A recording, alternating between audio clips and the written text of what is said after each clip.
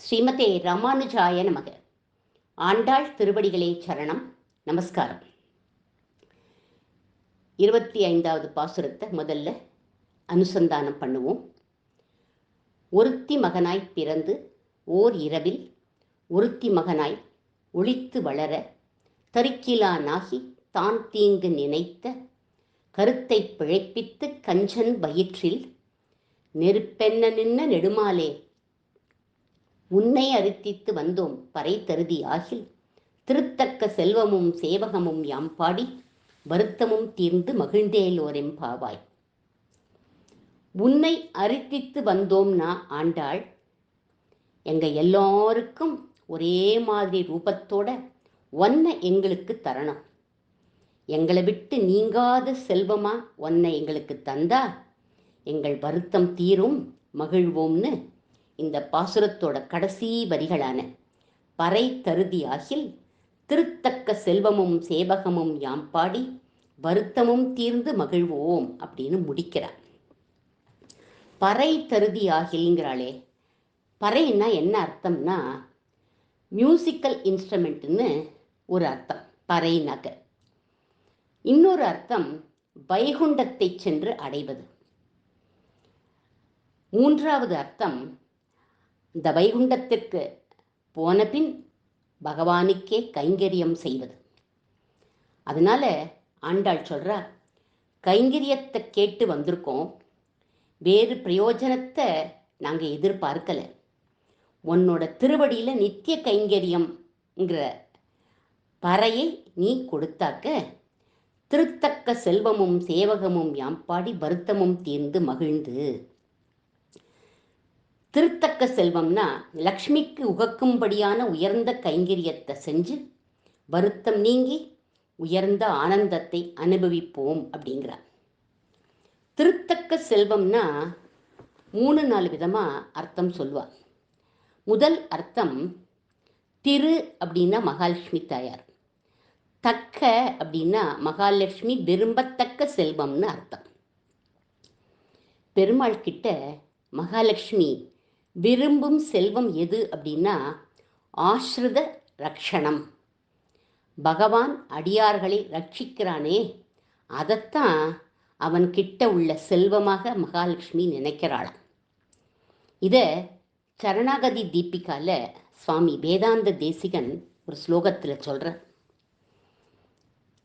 ரட்சயஸ்த்வயா தவ பரோஸ்மி அகம் நித்யபூர்வான் வர்ணான் இமான ஹிருதயான் அபிவாசயித்வா மத்தோஷே நிர்ஜித குணா மகிஷிச மட்சம் மாபூஸ்வத்தன்ய இவ மோக பரிஸ்ரமஸ்துவம்.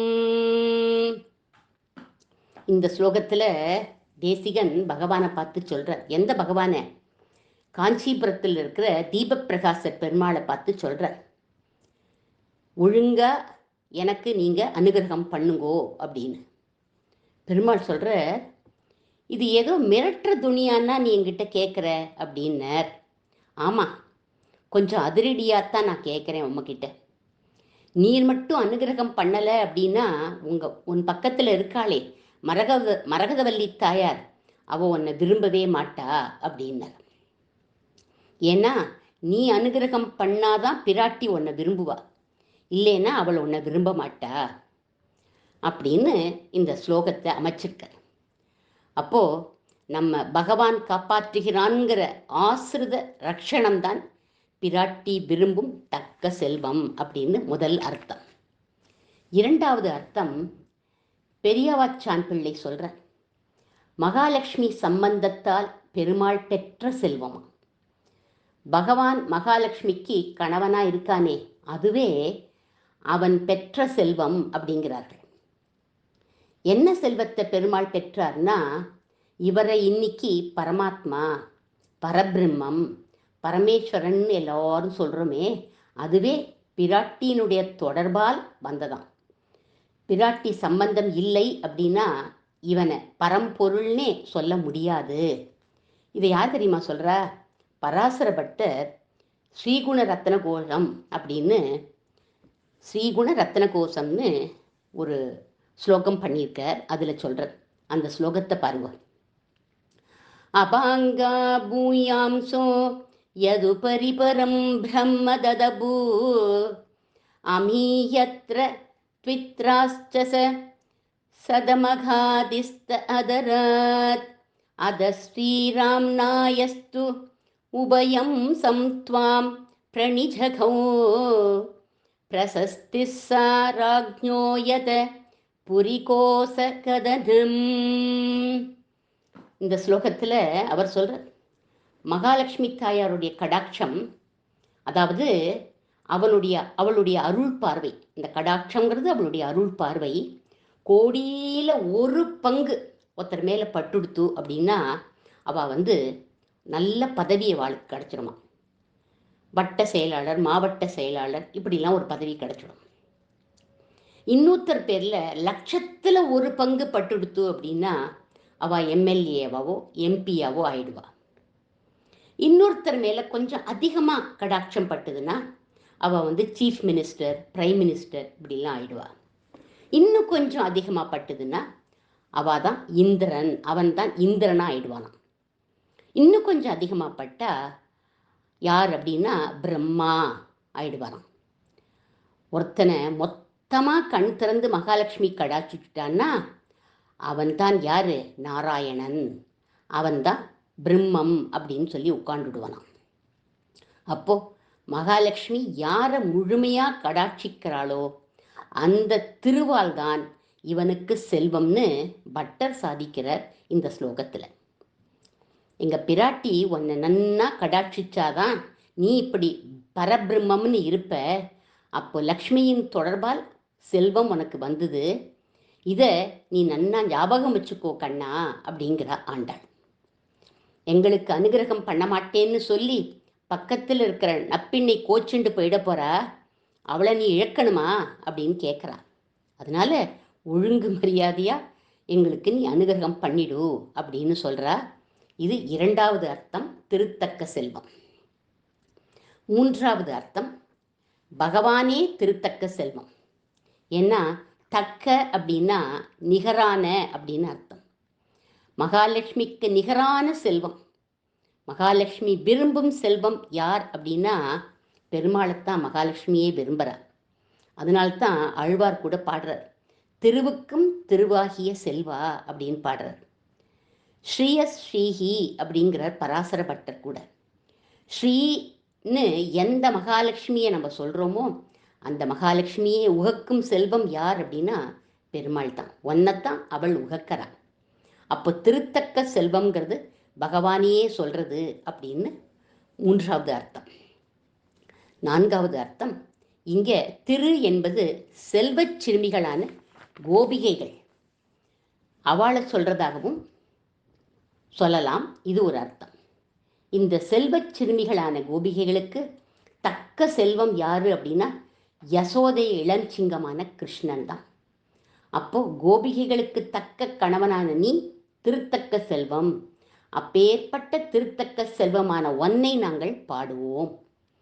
சேவகமும் யாம் பாடி, சேவகம் அப்படின்னா பகவானுடைய வீர தீர பராக்கிரமம், அதுதான் சேவகம். சோல்ஜர் போல அடியார்களுக்கு ஆபத்து வரப்போது கூட இருந்து ரட்சிக்கிறது, அதைத்தான் சேவகம் அப்படின்னு சொல்கிறோம். பகவான் ஆயர்களுக்கு சேவகம் பண்ணினான்கிறத பாரதியார் பாடுறார் பாருங்க.